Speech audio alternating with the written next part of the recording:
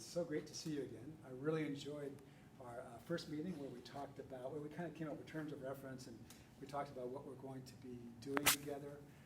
We talked a bit about how this implementation coaching is a bit different than instructional coaching, and that I don't know everything. You know plenty, and the idea is for us to figure out ways for you to successfully implement this K-3 formative assessment thing. It's the new kid on the block.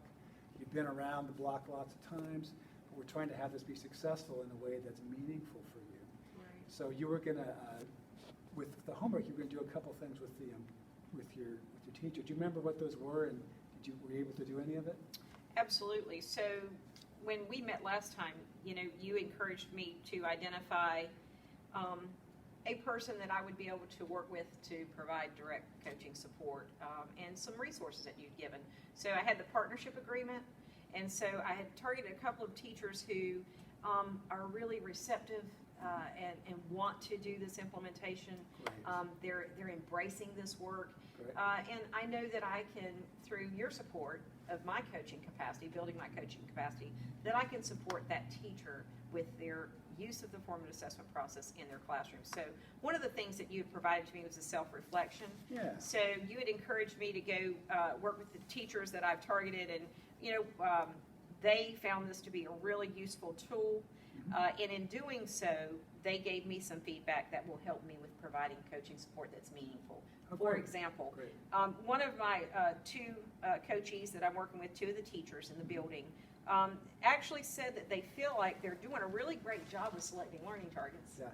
They know how to interpret the evidence, Yeah. but they're challenged with developing criteria for success with students. So one teacher gave me an example and said, she has great anchor charts in the classroom, and I've helped her with building some of those resources in the classroom as well. However, when it comes to developing criteria for success, we know it's important for that teacher to allow the student to engage in developing criteria. What does it look like for that student when they're doing high quality work, when they're using their science journals to talk about what they felt and what they were thinking, and even in our reflective writings that we're having our children do, trying to use that criteria for success to enable children to target skills, learning targets that they feel like are next steps for themselves. So I'm trying to help teachers with that, Steve. That's kind of been one of the things that has emerged through our conversations.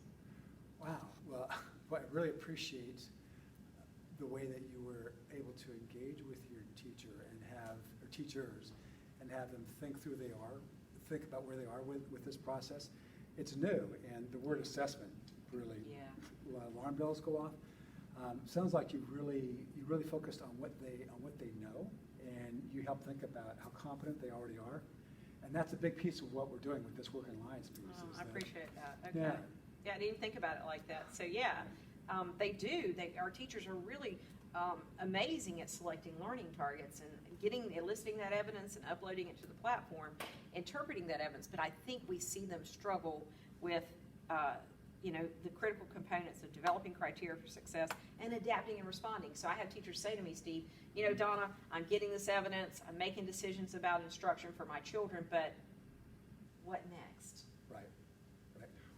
Perfect. So the way that the coaching process works, we've talked about in the Work in Alliance, there's the actual bond. It sounds like the people really respect what you have to say. There wasn't a lot of defensiveness. It sounds like they trust you. But then it's also having tasks and goals that help drive the coaching to a place where it's useful. Okay. And so when you just said, when they said, what's next, that's a perfect place for us to transition to the piece where we're thinking about just that very discreetly, very explicitly, what's next. What are the coaching goals going to be? And what are the tasks in order to get there? Okay.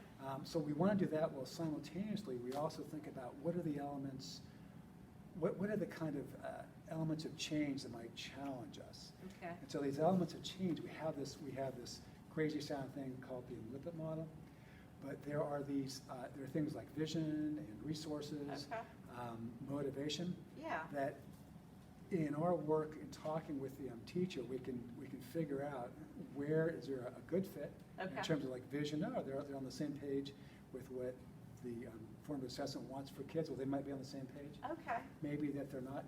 So for us, our next steps are gonna be to figure out what this what barriers there are to change, and also what roads we have open. And then okay. talk about it in terms of tasks and goals. Can you help me understand how to use that LIPIT model? Yep. And work with my teachers to help them identify tasks and goals, looking at the barriers that may be evident when they understand the LIPIT model. But I need to understand that LIPIT model, I think, Steve. Yeah. That makes total sense to me. All So right. maybe today we can do that together. Oh, looking forward to it. Thank you. Thank you.